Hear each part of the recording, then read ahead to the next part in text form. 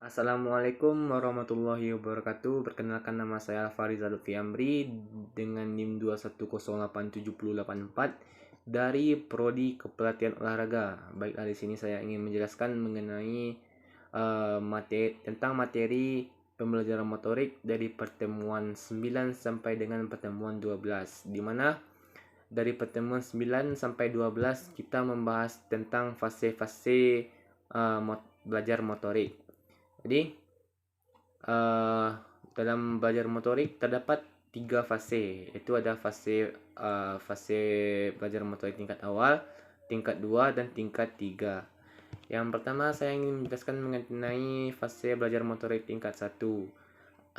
Dari secara ciri-ciri umumnya dari fase belajar motorik tingkat 1 adalah gerakan yang dihasilkan masih dalam bentuk kasar atau masih menguasai motorik kasar, dan ketika ingin melakukan pelaksanaan gerak hanya dapat dilakukan ketika situasi mendukung. Dan ciri-ciri khususnya, yang pertama dari struktur gerak masih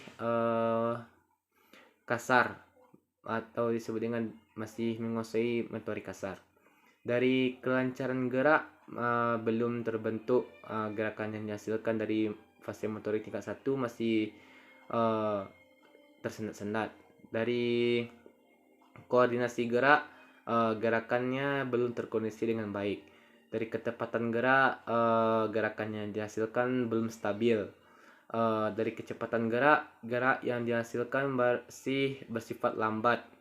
Dan dari irama gerak belum baik, dikarenakan belum dapat mengatur pemberian tenaga ketika ingin melakukan gerakan.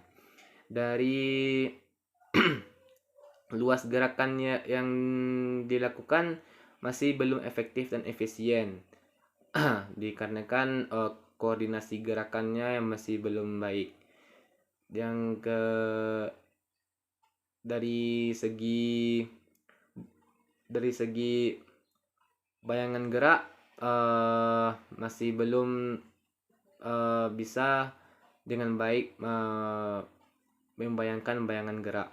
Dari pelaksanaan program gerak atau perancangan program gerak masih belum baik, dikarenakan pengetahuan dari gerakan yang masih bersifat umum.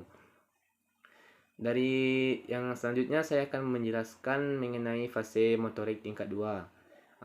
Ciri-ciri umumnya yaitu kecepatan gerak sudah mulai membaik, sudah mulainya ada motivasi ingin melakukan gerakan sudah mulai stabil, koordinasi gerak sudah mulai membaik. Baik, dari ciri-ciri khususnya, dari struktur geraknya sudah mulai membaik. Gerakan yang dihasilkan sudah mulai membaik atau sudah sedikit mulus dari motorik tingkat 1, struktur gerak motorik tingkat 1. Dari koordinasi gerak, gerakan yang dihasilkan sudah mulai rapi, sudah mulai bagus. Dari ketepatan gerak sudah mulai stabil, tapi kendalanya ketika ruang dipersempit akan mengakibatkan gerakannya tidak stabil. Dari kelancaran gerakan yang dilakukan sudah mulai lancar dikarenakan latihan yang sering dilakukan. Dari kecepatan gerak, gerakan yang dilakukan sudah mulai cepat. Dari irama gerak sudah mulai membaik dikarenakan sudah mulai bisa mengatur pemberian tenaga ketika ingin melakukan gerakan. Dari luas gerakan yang dilakukan sudah mulai efisien, dikarenakan koordinasi gerakan yang sudah mulai membaik. Bayangan gerak sudah dapat individu sudah mudah membayangkan bayangan gerak. Dari program gerak, individu sudah mulai bisa menyusun program gerak dari memori motoriknya, dan memori motorik itu didapatkan dari latihan yang sering dan berketerusan. Ya, dari yang selanjutnya saya ingin membahas mengenai fase motorik tingkat 3. Ciri-ciri umumnya, gerakannya sudah sangat stabil, gerakannya sudah dilakukan sudah sangat lancar, dan geraknya sudah indah. Jadi ciri-ciri khususnya yang dari struktur geraknya sudah sangat baik, kelancaran geraknya sudah sangat baik, ketepatan geraknya sudah sangat baik, walaupun tempatnya dipersulit, gerakannya masih tetap stabil yang konstan.